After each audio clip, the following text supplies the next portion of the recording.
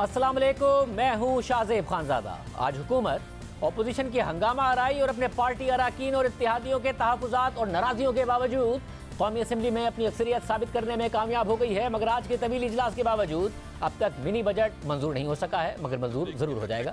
इस वक्त इजलास जारी है और बिल की शिकवार मंजूरी का सिलसिला जारी है। वज़ीर आज़म इमरान खान और वज़ीर ख़ज़ाना शौकत तरीन दोनों इस वक्त ऐवान में मौजूद हैं। अहम बात यह है कि आज शाम को पार्लिमानी पार्टी के इजलास की सदारत के बाद वज़ीर आज़म इमरान खान कौमी असम्बली पहुँचे, जिसके बाद कौमी असम्बली का एक तफसीली इजलास हुआ और फिर हुकूमत और अपोजिशन आमने सामने रहे। शोर शराबा हुआ, हंगामा आराई भी देखने में आई, मगर इस वक्त हुकूमत का पलड़ा भारी नजर आ रहा है। वो अपोजिशन जो दावे करती रही कि हुकूमती अराकीन उनके राब्ते में हैं, हुकूमती अराकीन और इत्तेहादियों को तहफ़्फ़ुज़ात हैं, इसलिए वो हुकूमत का बोझ नहीं उठा सकते। मगर आज जब अपोजिशन ने मिनी बजट के बिल पर अपनी तरामीम पेश की तो अपोजिशन की तरामीम जो हैं वो मुस्तरद होती रहीं और बड़े बड़े दावे करने वाली अपोजिशन का नंबर गेम भी वाज़े हो गया। 168 के मुकाबले में अपोजिशन की तरामीम को 150 वोट मिले और नतीजतन ये तरामीम मुस्तरद होती रही।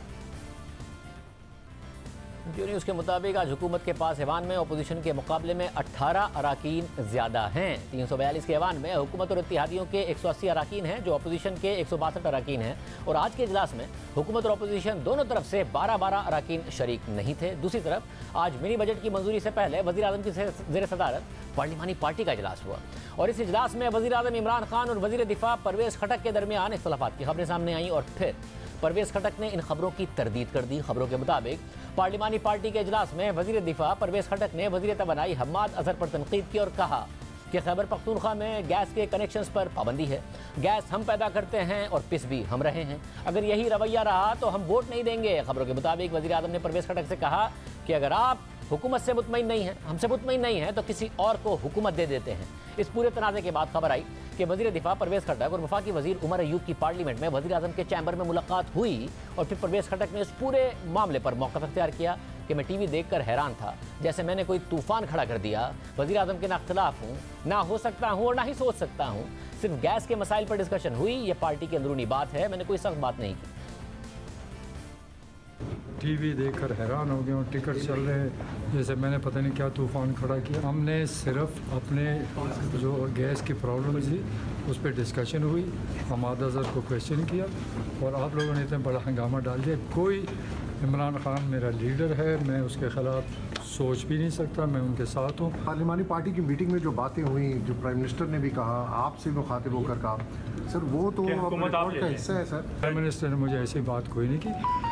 हमारा मकसद सूबे में गैस की प्रॉब्लम है, उसकी डिस्कशन हुई, उसकी बात हुई, उसका जवाब मेरा ख़त्म हो गया। ने ये कहा कि मैं वोट नहीं दूंगा। मैंने ऐसी कोई बात नहीं की। देखो हमारी अंदरूनी बातें, हमारी पार्टी है, पार्टी में बातें होती है, हमने कोई सख्त बात नहीं की। हमने रिक्वेस्ट की है कि ये जो गैस का हमारे मसले है, गैस की स्कीमें हैं, उसको चलनी चाहिए। मगर गैस और लोड शेडिंग का मामला ऐसा है कि खैबर पख्तूनख्वा में बल्दियाती इंतखाबात का पहला फेज़ हारने के बाद भी खुद तहरीक इंसाफ के MNA नूर आलम खान ने भी तनकीद की थी। साथ ही खुद तहरीक इंसाफ के कराची के MNAs लिख चुके हैं, हम्माद अज़हर साहब को तनकीद कर चुके हैं गैस की शॉर्टेज के हवाले से। देखिए नूर आलम खान साहब ने क्या कहा। कायदा लोड शेडिंग होती है, होती रही है और अभी भी गैस का जी यहाँ पे लोग चाय के लिए तरसते हैं। सुबह हमारे यहाँ पे तो रिलीजियस लोग होते हैं, वजू करते हैं, नमाज पढ़ते हैं, तो सुबह जब ताजुद के लिए उठते हैं उनका पानी गर्म नहीं होता। तो फिर मुझे बताएं कितना इश्यूज होते हैं सर। ये इनको इतने प्रॉब्लम है कि आप सोच नहीं सकते। तो ये इनके मुताबिक सोचना पड़ता है। You have to think about it. लेकिन अगर आप डिलीवर नहीं करेंगे तो सर आई एम सॉरी, आप फिर आप कभी नूर आलम को ब्लेम करेंगे, कभी शाहजेब खानजादा को ब्लेम करेंगे, कभी आप किसी और को ब्लेम करेंगे, किसी इंस्टीट्यूशन को। असल चीज में जो ब्लेम करने वाली होंगे वो आप होंगे, क्योंकि आप हुकूमत हैं, आप ही पॉलिसीज को बनाते हैं, आप ही ने हर चीज कर रहे हैं। अगर गैस का बहरान है, आपने गैस पहले लेना था। अगर बिजली का बहरान है, आपने बिजली प्रोवाइड करनी थी। एक तरफ हुकूमत पार्लियामेंट में आज मिनी बजट पास कराने में कामयाब हो रही है, मगर उसके बावजूद अपोजिशन के दावे नहीं रुक रहे हैं। आज नून लीग की नायब सदर मरियम नवाज ने मीडिया से बात करते हुए कहा कि पहले मुझे लगता था कि इस हुकूमत को अपनी मुद्दत पूरी करनी चाहिए, मगर अब मुझे लगता है कि इस हुकूमत को घर भेजने के लिए कोई भी तरीका अपनाना हो तो अपनाना चाहिए। पहले मुझे लगता था कि इस हुकूमत को अपनी मुद्दत पूरी कर देनी चाहिए क्योंकि लोगों को, अब मुझे लगता है कि किस किस्म के अजाब में अवाम मुब्तला हैं, इस हुकूमत को घर भेजने के लिए कोई भी तरीका अगर आजमाना पड़े तो आजमाना चाहिए। अब मरीम नवाज़ किस तरीके की बात कर रही हैं, क्योंकि जो जमहूरी तरीक़ाकार है किसी भी हुकूमत को घर भेजने का, उसमें तो हर मुहाज पर अपोजिशन नाकाम हो रही है, चाहे सड़कों पर आने की बात हो या फिर पार्लियामेंट के अंदर हो। तो फिर किस तरफ इशारा है, क्योंकि मिनी बजट रोकने के लिए अपोजिशन हुकूमती इत्तेहादियों से भी राब्ते कर रही थी और दावे भी कर रही थी, मगर हम बार बार कह रहे थे कि मिनी बजट आप रोक नहीं पाएंगे। As of now mini budget भी पास हो जाएगा, कंफर्टेबली हुकूमत पास करा लेगी, हुकूमत को खतरा नहीं है। नहीं, ये तो वक्त बताएगा कि कितनी, क्योंकि मिनी बजट तो जो मेंबर्स प्रेजेंट एंड वोटिंग में होता है। जब हमने नून लीग के सीनियर रहनुमाओं से बात की तो वो कहते हैं हमारा होमवर्क है नहीं कोई, बस कोशिश कर रहे हैं कि अपने ज़्यादा से ज़्यादा अराकीन की तादाद को यकीनी बना सके, मिनी बजट ने पास हो जाना है। हुकूमत मिनी बजट आसानी से पास करा लेगी, आप लोग असेंबली में अपनी तादाद थोड़ी यकीनी बनाने की कोशिश करेंगे, जरा शोर शराबा करेंगे, मगर मिनी बजट आसानी से पास हो जाएगा। हुकूमत कल इत्तेहादियों को भी मना लेगी, आप रोक नहीं पाएंगे हुकूमत को। आपके दावे सारे अपनी जगह पर हैं, हुकूमत पहले भी कामयाब हुई है पार्लियामेंट के अंदर अपने ऑब्जेक्टिव्स को हासिल करने में, इस दफा भी हासिल कर लेगी। आप लोग दावे करते रह जाएंगे, हुकूमत को रोक नहीं पाएंगे। यही आपका मसला है कि भाई इत्तेहादी खुद कुछ कर लें, आप लोगों ने कुछ नहीं करना है, क्योंकि आपको पता है कि इस बजट ने पास होना इसका लाजमी भी है और इसने पास हो भी जाना है। आप भी जानते हैं कि अगर IMF का प्रोग्राम नहीं हुआ तो वो और ज्यादा नुकसानदेह होगा। आप भी चाहते हैं ये बिल खामोशी से पास हो जाए और आप हुकूमत को क्रिटिसाइज भी कर लें।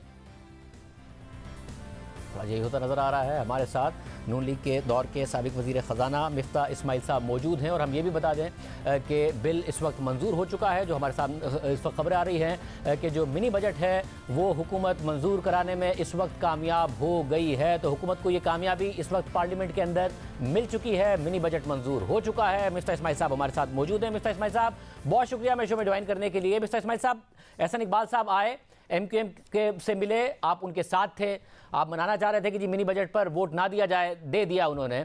साथ में आप शहबाज शरीफ साहब से भी आपकी मुलाकात हुई थी, उस वक्त क्या हिकमत अमली थी? कल आपकी मुलाकात हुई शाहिद खान अब्बासी साहब से भी, उन्होंने आपको बता दिया था कि मिनी बजट नहीं रुकना है।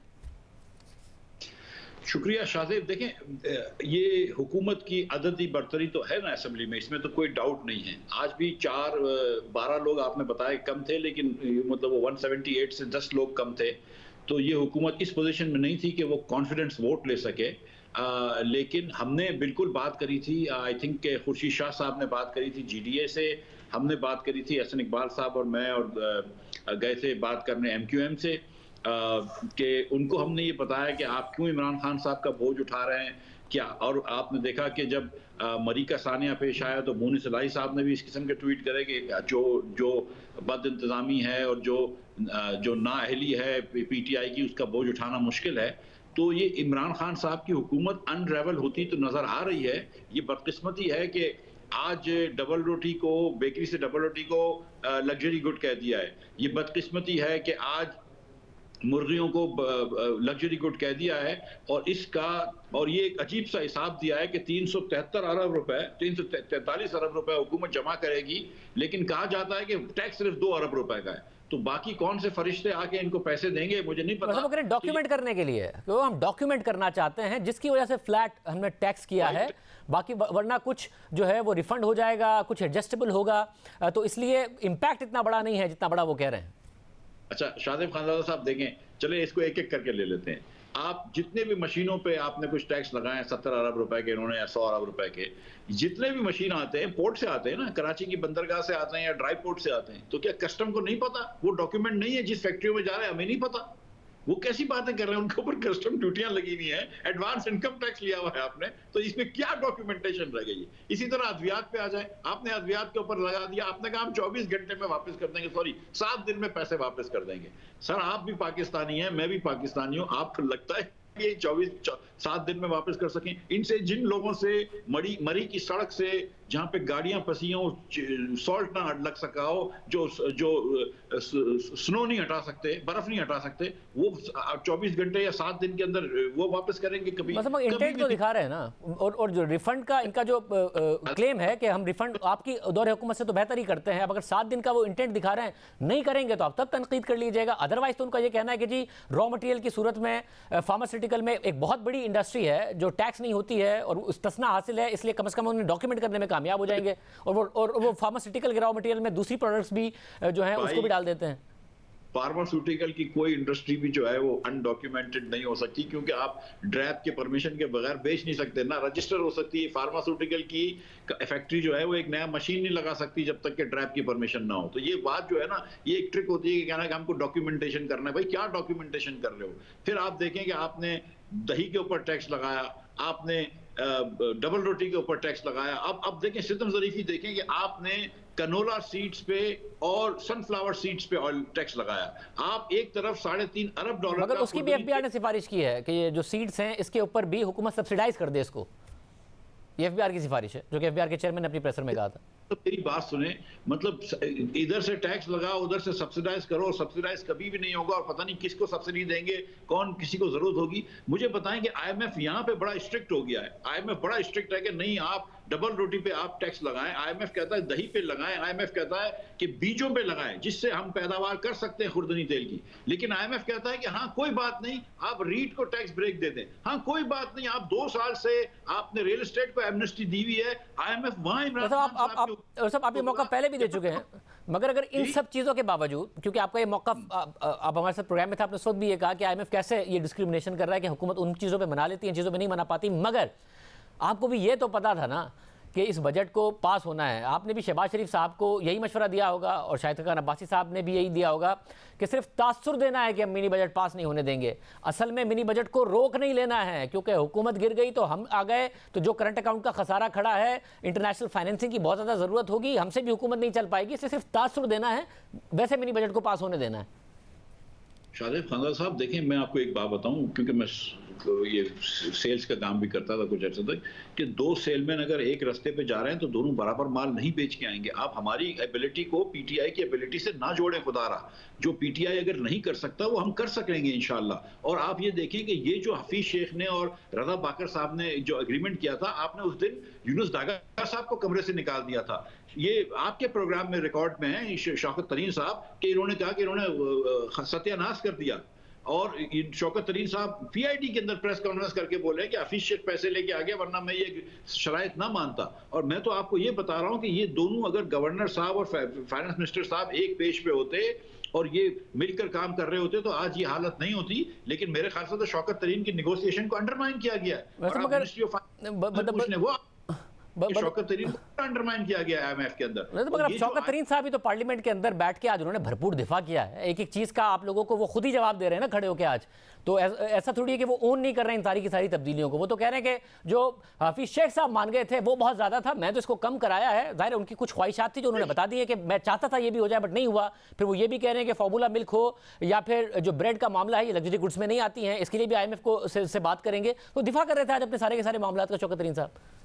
शौकत तरीन साहब अगर दिफा कर रहे हैं तो शौकत तरीन साहब की बात आज की सुन रहे हैं तो शौकत तरीन साहब की बात चंद दिनों पहले की भी सुन लेते हैं ना, जब इन्होंने कहा था कि ये चीज गलत है। उससे पहले थोड़ा सुन लें तो जब शौकत तरीन ने कहा था कि इन्होंने बेड़ा गर्क कर दिया, सत्यानाश ने कहा था, सॉरी ये मेरा वर्ड है, शौकत तरीन साहब ने कहा था कि ये बेड़ा गर्क कर दिया मीशत का। शौकत तरीन साहब कह रहे थे कि ये बहुत गलत करा था इंटरेस्ट रेट बढ़ाकर। शौकत तरीन साहब ने बहुत सारी बातें करी हैं। तो आप शौकत तरीन साहब के फिर तमाम उसको पूरे रिकॉर्ड को लीजिए। जहां इस वक्त आप मेरे सामने मौजूद है ना, जहां पर शौकत तरीन साहब होते हैं तो हम उनसे उनके सवालात करते हैं, आप दोनों ही नहीं होते हैं तो फिर कोशिश करते हैं कि आवाम के सामने हक़ाइक़ रखते हैं। इस वक्त आप मेरे सामने मौजूद, तो आप मुझे बता दें, आपको ये तो पता है ना, आपकी जमात हो या फिर पीपल्स पार्टी को, जितनी भी ऑपोजिशन थी, कि तासुर देना है और हुकूमत को अनपॉपुलर करना है, नैरेटिव इस्तेमाल करना है कि मिनी बजट आवाम के लिए नुकसानदेह है और महंगाई का बोझ आएगा, ये हुकूमत इनकॉम्पिटेंट है, इसने मुज़ाकरात अच्छे नहीं किए, आईएमएफ का डिक्टेशन ले रहे हैं, मगर पास जरूर होने देना है, जिसकी वजह से आज पास हुआ है। वरना ये नहीं हो सकता कि आप ये भी कहें कि इनके अपने अराकीन हमारे साथ राब्ते में हैं।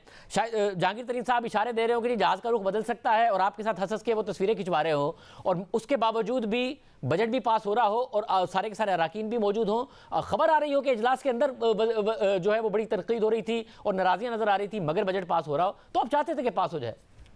तो शाहजेब खान साहब आप क्या चाहते हैं कि डस्का में जैसे पीटीआई ने करा था, हम क्या लोगों को अगवा करते? पीटीआई के जो लोग इनको वोट दे रहे हैं, आपने भी देखा कि नूर आलम खान साहब जो थे वो नहीं देना चाह रहे थे, नहीं खड़े हुए थे जब पहली मरतबा वोट हुआ, बैठे रहे।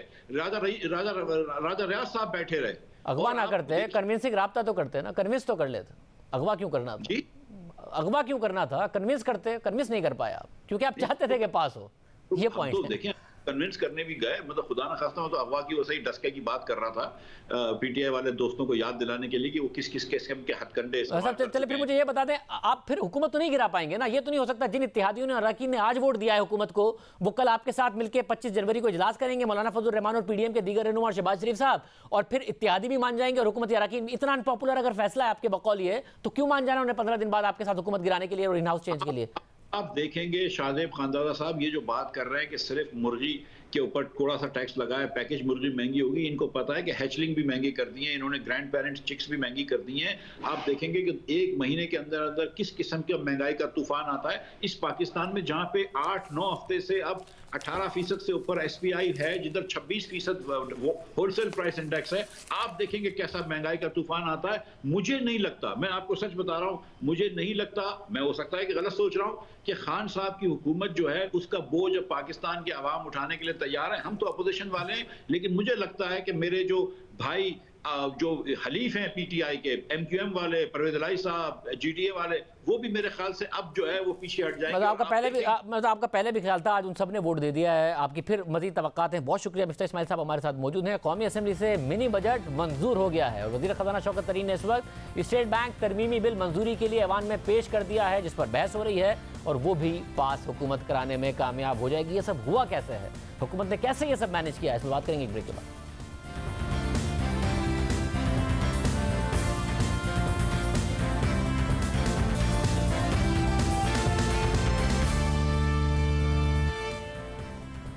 अपोजिशन ने बड़े बड़े दावे किए, मगर हुकूमत ने पार्लियामेंट में अपनी अक्सरियत दिखा दी है। मगर अपोजिशन अभी भी दावे कर रही है कि इस हुकूमत को गिराना है, चाहे इन हाउस चेंज के जरिए हो या सड़कों के जरिए हो, तो कैसे कर लेंगे, इस पर बहुत तफसील से हम बात करेंगे। हमारे साथ मौजूद हैं सीनियर सहाफ़ी और तज़कियाकार फ़ाद हुसैन साहब, सलीम साफ़ी साहब मौजूद हैं, साथ ही असमा शराजी साहिबा मौजूद हैं। आज उन्होंने खुद अपना जो शो किया एक बड़े ही मोतबर सहाफ़ियों के और शख्सियात के पैनल के साथ किया। आपके साथ बज़र अब्बास साहब, फ़ाद हुसैन साहब, हामिद मीर साहब और मुशर्रफ ज़ैदी साहब मौजूद थे। आप तीनों का बहुत शुक्रिया हमें शो में ज्वाइन करने के लिए।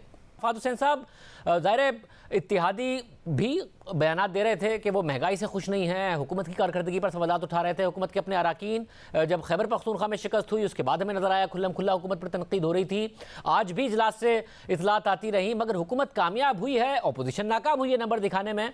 तो समझा जाए कि हुकूमत तगड़ी है, 5 साल पूरे करेगी, अपोजिशन बातें करती रहेगी और ऐसे ही हुकूमत कामयाब होती रहेगी। शुक्रिया शाहजेब साहब। देखिए, मेरे ख्याल में ये कहना आज के जो प्रोसीडिंग्स हुई हैं पार्लियामेंट की और अक्सरियत दिखाने में जो कामयाब हुई, उससे मेरे ख्याल में अगर हम ये अखज़ करें कि हुकूमत की पोजीशन बेहतर हो गई है और उसकी जो सियासत है उसको मज़ीद तक़वियत मिली है, तो शायद ये मुकम्मल तौर पर दुरुस्त ना हो। क्योंकि ये जो बिल, जब ये अक्सरियत, इस बिल के हवाले से जो अक्सरियत उन्होंने दिखाई है और जब ये बिल पास हो जाएगा, तो मेरे ख्याल में उससे हुकूमत को ज़्यादा फ़ायदा नहीं होगा, नुकसान ही नुकसान होगा। बल्कि मैं तो ये कहूँगा कि जो अपोजिशन है, बेशक कि वो उस तरीके से अपनी अक्सरियत नहीं दिखा पाई और वो नंबर नहीं दिखा पाई, लेकिन आज वो बहुत ज़्यादा खुश होगी। क्योंकि न सिर्फ ये कि इस बिल पास होने से जो मज़ीद मुश्किलात लोगों के ऊपर आएंगी और जो महंगाई का दौर जो है वो अब हमें देखने को मिलेगा, उससे हुकूमत की जो सियासी पोजीशन है वो मज़ीद कमज़ोर होगी और अपोजिशन का जो बयानिया है, अपोजिशन की जो सियासत है वो मज़ीद मुस्तहकम होगी। तो मेरे ख्याल में शायद अपोजिशन आज हमें बहुत ज़्यादा सोग मनाती हुई नज़र नहीं आएगी। वो दिली दिल में बहुत खुश होंगे कि उनके लिए दोनों तरफ से सूरत-ए-हाल अच्छी थी। अगर बिल पास न हो तो भी उनकी जीत है और अगर हो भी जाए तो उनकी मुश्किलात में कमी होगी और हुकूमत की मुश्किलात में इजाफा होगा। तो अपोजिशन के लिए ये सियासी तौर पर मेरे ख्याल में एक बहुत ही अहम दिन था और आज वो बहुत हद तक पुरएतमाद और मुतमईन होंगे। और आसमा, ज़रा अपोजिशन कहती है हमने हुकूमत गिरानी है, इन हाउस चेंज की भी अब बातें करने लगे हैं। आज तो मरीम नवाज साहिबा ने कह दिया कि जिस तरीके से भी हो सके इस हुकूमत को घर भेजना चाहिए। जो नैरेटिव है, जो बयानिया है अपोजिशन का, जब महंगाई आएगी, सख्तियाँ होंगी IMF की, जिसकी फ़ाद हुसैन साहब इशारा कर रहे हैं, वो तो ज़ाहिर मजबूत हो जाए, मगर गिराएंगे कैसे? जिस इत्तिहादी ने और जिन अरकान ने इस अनपॉपुलर मिनी बजट को अगर वोट दिया है, वो वोट देते ही क्या अब अपोजिशन के साथ मिलकर हुकूमत गिरा देंगे?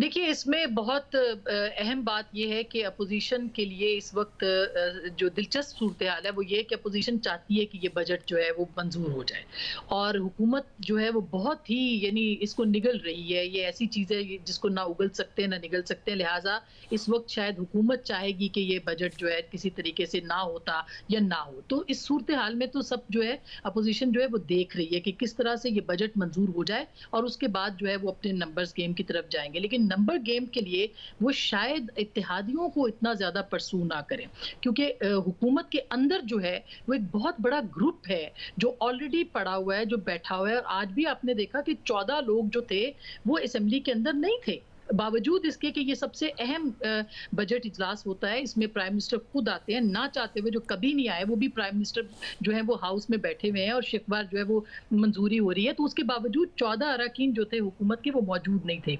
168 अगर इस वक्त भी अगर आप करें तो 172 की सादा अक्सरियत होती है, जो कि इस वक्त 168 है, 4 तो वैसे ही कम है। तो उसको अगर सामने रखा जाए तो अपोजिशन का जो एक मतमा नज़र होगा वो हुकूमती अरकान होंगे, ना कि इत्तेहादी अगर वो होंगे तो जाहिर है कि उनके लिए एक अच्छी सूरत हाल बन सकती है। तो मेरा ख्याल है कि अक्सरियत की अगर बात की जाती है हुकूमत की, आज भी हुकूमत के पास अक्सरियत नहीं है और अपोजिशन शादियाने इसी बात के बजा रही है कि वो चीज़ जो कि वो खुद नहीं करना चाहते वो उनकी अपनी जमात जो है वो उनके अंदर से कर रही है। और आज जो कुछ हुआ है असेंबली के अंदर और पार्लिमानी कमेटी के अंदर, उसने क्या इंडिकेट किया? उसने इंडिकेट ये किया है कि एक जो हुकूमत है उसके अंदर के बैठे हुए जो लोग हैं वो अपनी पॉलिसियों से खुश नहीं है, क्योंकि उनको पता है कि इलेक्शन में जाएंगे या आवाम के पास जाएंगे तो उनके साथ क्या हो सकता है। तो मेरा नहीं ख्याल कि अपोजिशन को कोई बहुत ज्यादा जल्दी है कि वो इत्तेहादियों से बात करे। वो वेट कर रहे हैं कि हुकूमत अपने वजन के ऊपर जो है वो अपना एतमाद खोए।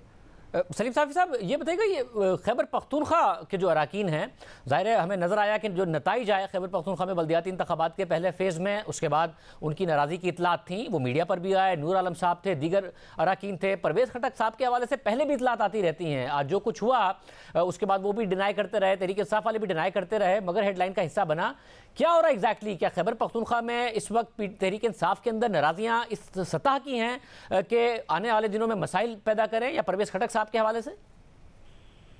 ये तो नाराजगियां हर जगह पे हैं, क्योंकि जो पार्लियामेंट के मेंबरान हैं वो आवाम में जाते हैं और उनको आवाम का मूड मालूम है कि उधर कितना गुस्सा है। लेकिन खैबर पख्तूनख्वा में तो एक स्पेशली ये हुआ कि वो अभी लोकल गवर्नमेंट इलेक्शन की सूरत में लोगों ने अपना गुस्सा जो दिखाया वो हर किसी को नजर नहीं आया। फिर एक और चीज जो इस हुकूमत में हुई है वो ये कि परवेज खटक साहब जैसे लोग, उनको बहुत ज्यादा ह्यूमिलिएट किया गया, और वो लोग जिनकी पहले से कोई हैसियत नहीं थी तो उनको लाके उनके सिरों पे बैठा दिया गया है। और मसलन अगर पिछले इलेक्शन में वाकई इलेक्शन हुआ था, जिसको हम तो नहीं मानते, तो फिर परवेज खटक ने तो बड़ी कारकर्दगी दिखाई थी कि खैबर पख्तूनख्वा की रवायात के बरक्स उन्होंने सीटों की तादाद डबल कर दी थी, लेकिन उनको वज़ीर आला नहीं बनाया गया। उनकी जगह मुराद सईद की सिफारिश पे एक अनलोन आदमी को वज़ीर आला लाया गया। फिर इधर प्रिंसिपल सेक्रेटरी के जरिए उनको ह्यूमिलिएट किया जाता रहा, फिर उनको कुर्डे लाइन लगाया गया था। और अब जब ये हालत हो गई है तो उनको वहां भेज दिया गया कि आप पार्टी को ऑर्गेनाइज करें। अब जब वो एबटाबाद गए तो उधर जाहिर बात है लोगों ने उनकी बेइज्जती शुरू कर दी। वो जिधर भी जाते हैं उनको उसी गुस्से का सामना करना पड़ता है। उधर इमरान खान साहब आप कहते हैं कि लोगों को जमा कर ले। तो एक तो ये मेरे ख्याल में पूरी पार्टी के अंदर यही फीलिंग्स है। कल मेरी शहबाज शरीफ साहब से मुलाकात हुई थी तो मुझे उधर पता चला कि भाई दर्जनों की तादाद में पीटीआई के एमएनएज उनसे राब्ता कर रहे हैं कि अगर टिकट उनको मिल जाए तो वो कुछ भी करने को तैयार है। लेकिन बदकिस्मती ये है कि जिस तरह हुकूमत के पास कोई स्ट्रेटेजी नहीं है, उस तरह अपोजिशन के पास भी कोई स्ट्रेटेजी नहीं है। और फिर ये कि जो मुस्लिम लीग नून ऑफर कर सकती है, उनके एफ्स एंड बट्स बहुत ज्यादा है, उनसे कई गुना ज्यादा बेहतर डील और ताबेदारी वो पीपल्स पार्टी ऑफर कर रही है।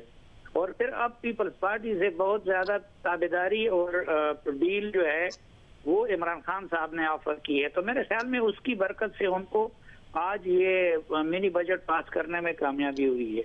फौजन साहब, आपने ज़रा बड़ी अहम बात की कि ऑपोजिशन खुद भी चाहती थी कि ये बजट मिनी बजट पास हो और बयानिया बनेगा और महंगाई होगी।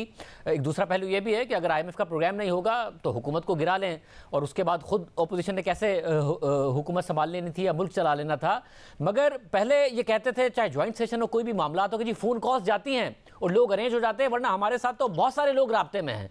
अब भी कह रहे थे कि बहुत सारे लोग राब्ते में हैं, मगर फिर हुकूमत ने अक्सरियत अगर अपनी दिखाने में कामयाब हो गई है तो ये फिर फ़ोन कॉल्स का कमाल है या ऑपोजिशन का फेलियर है, ये क्या है? देखिए शाहजेब साहब, आपकी बात की दुरुस्त है, लेकिन मैं उसमें ये ऐड करना चाहूँगा कि ये जो बिल आया है, ये जो यानी इससे पहले जो माजी में जो लेजिस्लेशन होती रही है, ये उससे इस तरीके से मुख्तलिफ है कि इसको इस तरीके से प्रेजेंट किया गया है जैसे कि ये एक स्ट्रेटिजिक इशू है।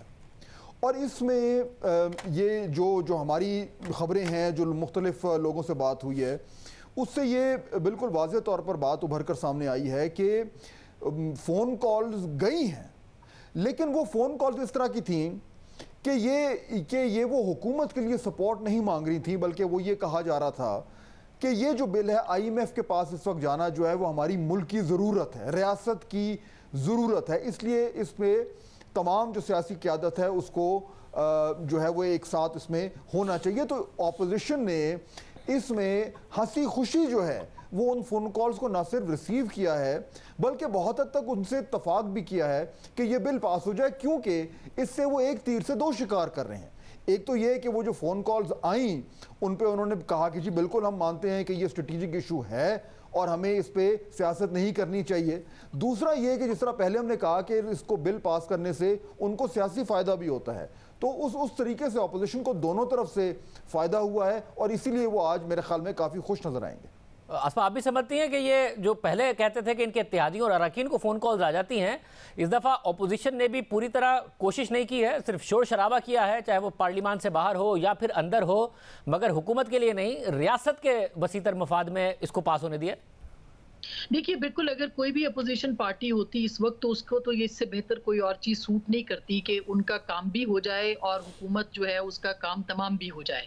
तो इसी तरह से उन्होंने ये किया है, क्योंकि बजट की ज़रूरत थी, रियासत को ज़रूरत थी और उनको चाहिए था कि इसके ऊपर जो है वो अच्छे बच्चों की तरह बिहेव करें, और वो पहले भी करते रहे हैं। लेकिन टेलीफोन कॉल्स का जहाँ तक मामला है, टेलीफोन कॉल्स हुकूमती लोगों को ज़्यादा गई हैं अपोजिशन से, क्योंकि ज़ाहिर है कि अनरेस्ट वहाँ पर मौजूद था और वह वहाँ पर मौजूद है, लिहाजा एक तीर से ये शिकार कई हुए हैं। लेकिन अगर ये कहा जाए कि अपोजिशन क्या करेगी, अपोजिशन इस वक्त जो है वो बिल्कुल एक पूरे सिस्टम में एक मैच देख रही है गैलरी में बैठ के, और वो ये गिन रही है कि कितने ओवर का खेल जो है वो खेलना है। ये याद रहे कि कप्तान कप्तान है, लेकिन खिलाड़ी का मैच इस वक्त जो है वो सियासतदानों से है, और हमें बिल्कुल अपने पॉलिटिशियंस को अंडर एस्टिमेट नहीं करना चाहिए। और बहुत ज़्यादा हम बेशक उम्मीद ना रखें, लेकिन उसके बावजूद अगर पार्लियामेंट के अंदर नंबर्स गेम की बात आती है तो ये हमेशा अपोजिशन ने, बेशक वो गिलानी साहब का इलेक्शन हो या ये एक्सपोज किया है, सिस्टम को भी एक्सपोज किया है, हाइब्रिड सिस्टम को भी एक्सपोज किया है। ठीक है, अगर अपोजिशन को हम बहुत ज़्यादा ओवर रेट कर रहे हैं कि नहीं उन्होंने किया है, तो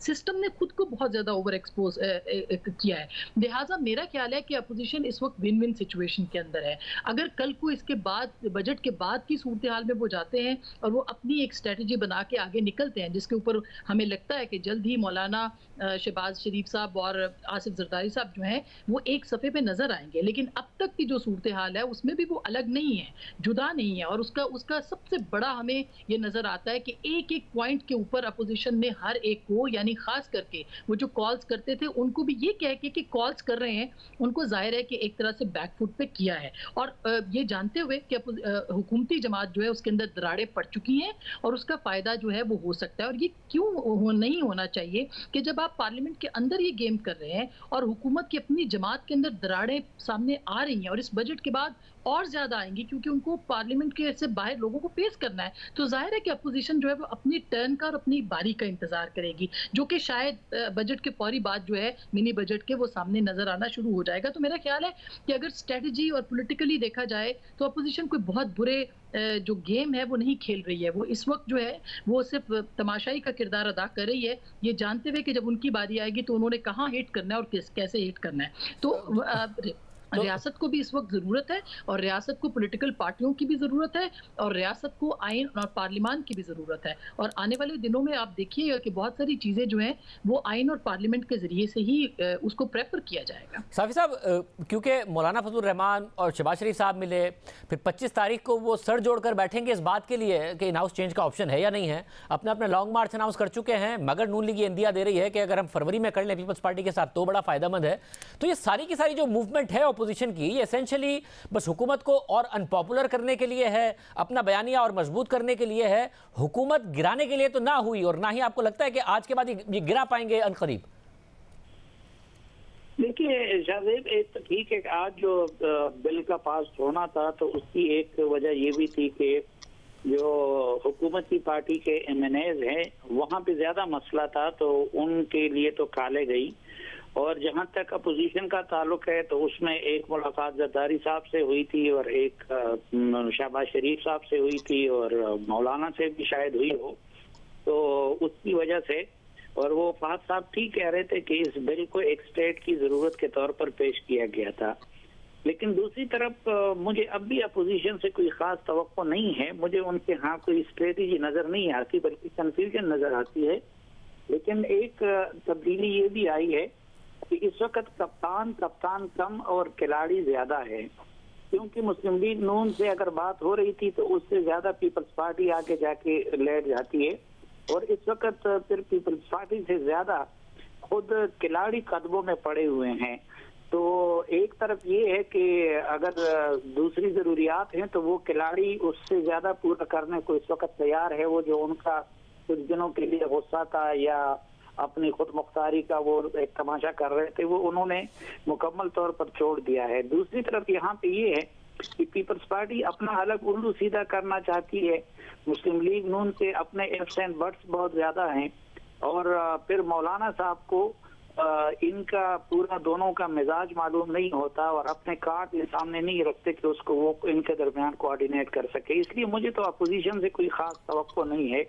अगर इमरान खान साहब और खिलाड़ी ने खुद अपने साथ कुछ कर लिया या अपने साथियों ने तो होगा, लेकिन इनके यहाँ मैं यानी बराह रास्त मुलाकातों के बाद भी इस नतीजे तक पहुंचा हूँ कि अपोजिशन की सफ़ों में अभी तक कोई स्ट्रेटजी नहीं है।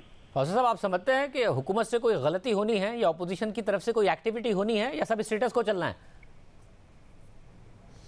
देखिए, इस वक्त जो सूरत हाल है शाहजेब साहब, उसमें तो यही लग रहा है कि हुकूमत जो है वो आए दिन कमज़ोर होती जा रही है। उसके ऊपर जो दबाव है वो बढ़ता जा रहा है। वो गवर्नेंस का दबाव है, वो सियासी गलतियों का दबाव है, और वो कानूनी मुश्किलात का दबाव है। और उसके साथ साथ अब हलकों से भी उस तरह की आवाज़ें आना शुरू हो गई हैं जिनकी बुनियाद पर जो पाकिस्तान तहरीक इंसाफ के जो इलेक्टेबल्स हैं उनके ऊपर भी दबाव बढ़ गया है। उसके बाद जो है वो जो एक वन पेज का प्रॉब्लम है वो तो जूं का तू मौजूद है। अब सवाल ये पैदा होता है कि अगर इतनी मुश्किलात में घिरी हुकूमत जो है वो फिर भी खड़ी रहे तो ये गलती किसकी है, ये कमज़ोरी किसकी है? और यहाँ पे अपोजिशन के हवाले से एक सवाल उठता है कि क्या उनके पास वो हिकमत अमली है, क्या उनके पास उस तरह की फैसला साजी है जिसकी बुनियाद पे वो इस तरह की कमज़ोर हुकूमत को एक आखिरी धक्का दे सकते हैं? और उस हवाले से मेरे ख्याल में ये सलीम साफ़ी साहब जो बात करें ये दुरुस्त है कि वो फैसला नहीं हो पा रहा। अगर कल को वो हो जाए तो हुकूमत के लिए बचना बड़ा मुश्किल हो जाएगा, लेकिन अगर वो फैसला नहीं होगा और वक्त गुजरता गया और अगले चंद महीने गुजर गए तो फिर ऐन मुमकिन है कि हुकूमत इस बहरानी कैफियत से निकल आए और फिर किसी तरह अपनी मुद्दत पूरी करने में कामयाब हो जाए। बहुत शुक्रिया, गुफ्तगू आपने सुनी। नाजरीन, प्रोग्राम में ब्रेक शामिल करते हैं, एक और अहम डेवलपमेंट है, तफसील से बात करेंगे ब्रेक के बाद।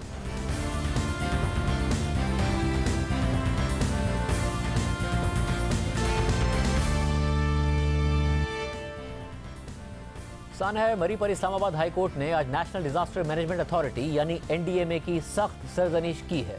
NDMA को ही अमवात का जिम्मेदार करार दिया है और वजीर आजम को नेशनल डिजास्टर मैनेजमेंट कमीशन का इजलास तलब करके जिम्मेदारों का तयन करने का हुक्म दे दिया है। सानह मरी की तहकीकात और जिम्मेदारों के तयन के लिए मरी के रिहायशी की दरख्वास्त पर होने वाली आज की पूरी अदालती कार्रवाई को हमारे नुमाइंदे उवैस यूसुफजई ने कवर किया और समाअत के आगाज में दरख्वास्त गुजार के वकील ने मौक़िफ़ अख्तियार किया कि जब टोल प्लाजा से सयाह मरी जा रहे थे तो किसी ने उनको नहीं रोका, ना ही किसी खदशे से आगाह किया गया। तो चीफ जस्टिस अतहर मिनल्ला ने रिमार्क्स दिए कि सयाह हर साल इसी तरह मरी जाते हैं। चीफ जस्टिस ने अदालत में मौजूद डिप्टी अटॉर्नी जनरल से NDMA से मुताल्लिक़ कवानीन पढ़ने की हिदायत करते हुए सवाल किया कि इस हवाले से तो बाकायदा मैनेजमेंट प्लान होना चाहिए था। अगर इस डिस्ट्रिक्ट के लिए कोई मैनेजमेंट प्लान नहीं था तो क्यों नहीं था? नेशनल डिजास्टर मैनेजमेंट कमीशन इतनी बड़ी बॉडी है, उसमें सारे मुतल्लिका लोग मौजूद हैं। क्या इतनी बड़ी बॉडी की कभी भी कोई मीटिंग हुई है? अगर मीटिंग नहीं हुई तो क्यों नहीं हुई? तो डिप्टी अटॉर्नी जनरल ने जवाब दिया कि मैं इस हवाले से हिदायत लेकर ही अदालत को आगाह कर सकता हूं। चीफ जस्टिस ने रिमार्क दिए कि लोगों की मौत का जिम्मेदार कौन है? कानून में एनडीए में किसी सानहे से निपटने की तैयारी और रेस्पॉन्स का जिम्मेदार है। इस दौरान एनडीए में हुक्काम अदालत में पेश हुए तो चीफ जस्टिस ने उनसे कहा कि कल को खुदा न खास्ता ज़लज़ला आए तो आपने कहना है कि हमारी जिम्मेदारी नहीं है। पार्लियामेंट ने 2010 में एक कानून बनाया है, उस पर अमल दरामद होना था। दरख्वास्त गुजार की शिकायत है कि कोई तैयारी नहीं थी, वरना 22 अफराद की जानें ना जाती। क्या नेशनल डिजास्टर मैनेजमेंट कमीशन की आज तक कभी कोई मीटिंग हुई है? तो एनडीएमए के नुमाइंदे ने बताया कि 21 फरवरी 2013 को एक मीटिंग हुई, जबकि दूसरी मीटिंग 28 मार्च 2018 को हुई। तो चीफ जस्टिस ने सवाल किया कि कमीशन में वजीर आजम, ऑपोजिशन लीडर और चारों वज़राए आला समेत तमाम मुतल्लिका लोग मौजूद हैं। क्या इससे ज़्यादा ताकतवर कोई बॉडी हो सकती है? क्या किसी लीडर ऑफ दी ऑपोजिशन ने आपको दरख्वास्त की कि कमीशन की मीटिंग बुलाएं? तो एनडीएमए के नुमाइंदे ने जवाब दिया कि किसी ऑपोजिशन लीडर ने हमें मीटिंग बुलाने का नहीं कहा। तो चीफ जस्टिस ने उनसे कहा कि क्या कभी डीजी ने हुकूमत को लिखा कि मीटिंग बुलाएं, वरना कल कोई आफत आई तो जिम्मेदारी हम पर आएगी? आपकी जिम्मेदारी थी कि मीटिंग बुलाते, आपकी जिम्मेदारी थी कि इस इलाके के लिए नेशनल मैनेजमेंट प्लान देते। आप नाकाम हुए हैं, आप समझ नहीं रहे। आपकी अथॉरिटी ने कानून पर अमल कराना था। किसी और पर इल्जाम ना लगाएं। क्या आपने कोई नेशनल प्लान बनाया?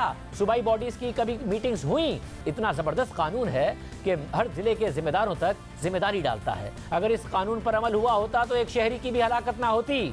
चीफ जस्टिस ने सवाल किया कि क्या डिस्ट्रिक्ट रावलपिंडी के लिए मरी के हवाले से 2010 से कोई डिस्ट्रिक्ट प्लान मौजूद है? 2010 में कानून बना और आप 2022 में अदालत को बता रहे हैं हमें चेक करना है।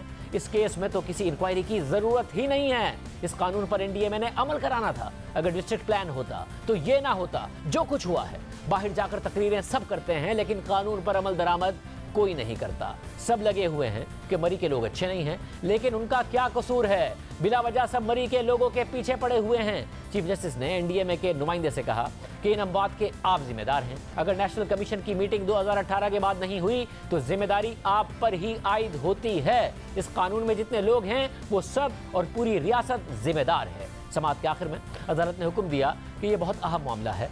नेशनल डिजास्टर मैनेजमेंट कमीशन जिम्मेदारों का तयन करके आइंदा जुमे तक इसकी रिपोर्ट अदालत में जमा कराए। साथ ही आइंदा हफ्ते कमीशन का इजलास भी बुलाया जाए। वज़ीर आज़म इजलास बुलाकर जिम्मेदारों का तयन करें। इस पर जब एडिशनल अटॉर्नी जनरल ने मजीद वक्त देने की इस्तदा की तो चीफ जस्टिस ने उनसे कहा कि यह इंतहाई अहम और फौरी नोयत का मामला है। इस दौरान कोई और सानहा हो गया तो जिम्मेदार कौन होगा? अदालत आइंदा जुमे को इस केस की अब समाअत करेगी। सिर्फ अदालत ही नहीं, सानहे मरी की तहकीकात के लिए बनाई गई हुकूमत की अपनी तहकीकाती कमेटी ने भी मुतल्लिका इदारों के गैर जिम्मेदाराना और गैर संजीदा रवैये की निशानदही की है। एक्सप्रेस ट्रिब्यून की खबर के मुताबिक 5 रुकनी हुकूमती कमेटी की इब्तिदाई फाइंडिंग्स में ये निशानदही की गई है कि मुतल्लिका सरकारी इदारे महकमा मौसमियात की वार्निंग्स की रोशनी में पेशगी इकदाम लेने में नाकाम रहे। महकमा मौसमियात ने 5 जनवरी को अपनी एडवाइजरी में मौसम को गैर महफूज करार देते हुए बर्फानी तूफान के बारे में वाज़ेह पेशगोई की थी और मुतल्लिका महकमों को हिदायत की थी कि वो मरी की तरफ जाने वाली सड़कों को बंद कर दें। सिर्फ यही नहीं, मुतल्लिका महकमों को खास तौर पर अलर्ट रहने की हिदायत भी की गई थी। खबर के मुताबिक कमेटी को यह भी मालूम हुआ कि जिला इंतजामिया और डिजास्टर मैनेजमेंट अथॉरिटी समेत मुतल्लिका इदारों ने मुमकिना बहरान से बचाव का मुश्तरका प्लान बनाने के लिए किसी तरह की कोऑर्डिनेशन भी नहीं की।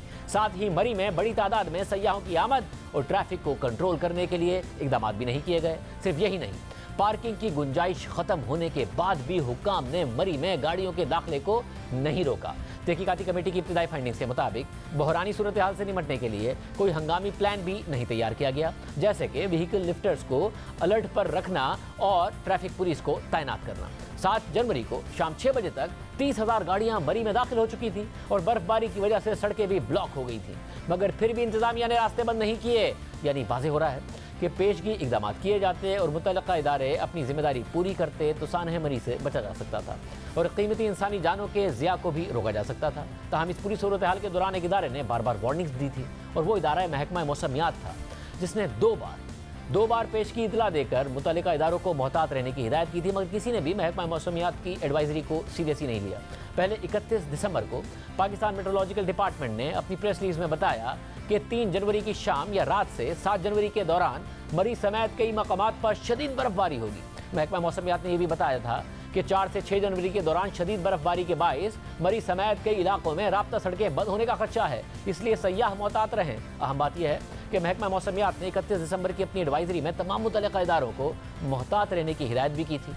फिर 5 जनवरी को पाकिस्तान मेट्रोलॉजिकल डिपार्टमेंट ने इसी तरह की एक और एडवाइजरी जारी की, जिसमें यह वाज़ेह तौर पर लिखा गया था कि 6 जनवरी से 9 जनवरी के दरमियान मरी, गलियात और वादी नीलम समेत मुल्क के कई बाला इलाकों में शदीद बर्फबारी होगी, जिसके नतीजे में इन इलाकों में राब्ता सड़कें बंद होने का खदशा है। महकमा मौसमियात ने यहाँ भी सयाहों और मुतल्लिका इदारों को मोहतात रहने की हिदायत की थी।